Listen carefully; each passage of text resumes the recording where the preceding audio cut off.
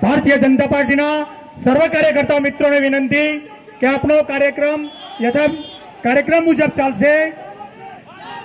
વિરોધ જેને કરવો તે કરવા દો, આપણને એમાં કંઈ ફરક પડતો નથી, એ એમનું કામ કરે છે।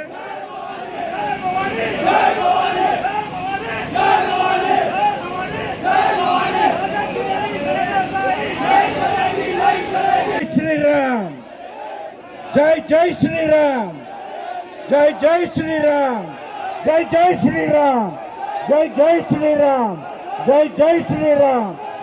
बोलो जय सियावर रामचंद्र भगवान की, सियावर रामचंद्र भगवान की। ઈડર સંગઠન વતી આભાર માનું છું અને આપણો આ કાર્યક્રમ અહીંયા પૂર્ણ જાહેર કરીએ છીએ। સરકારશ્રીના એક જ માંગ છે અમારી, રૂપાલાની ટિકિટ કેન્સલ કરવી જોવો।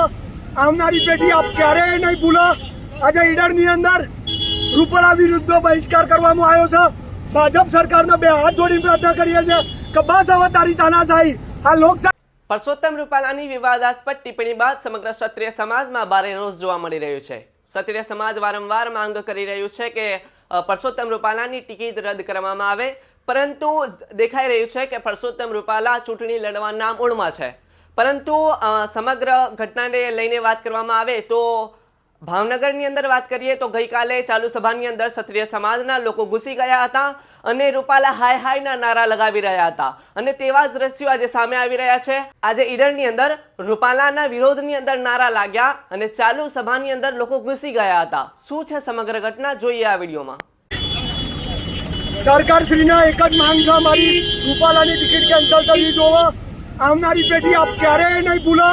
આજે ઈડરની અંદર રૂપાલા વિરુદ્ધ બહિષ્કાર કરવામાં આવ્યો છે। ભાજપ સરકારને બે હાથ જોડીને પ્રાર્થના કરીએ છીએ કે બસ હવે તારી તાનાશાહી આ લોકશાહી છે કે શું છે એ અમારે વિચારવા જેવું છે। આજે આ વસ્તુ આવનારો સમય ભૂલા નહીં। મહાકાલ સેના સાબરકાંઠામાં હું જોડાયેલો છું। અરવલ્લી સાબરકાંઠામાં 738 અમારા ઉમેદવારો છે।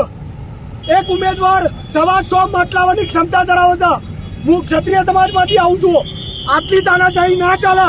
સાબરકાંઠા અરવલ્લીમાં 1 લાખ મત લાવી શકવાની ક્ષમતા ધરાવીએ છીએ અમે। મહાકાલ સેના સાબરકાંઠા રૂપાલો હાય હાય, રૂપાલો હાય હાય, હાય હાય, હાય હાય,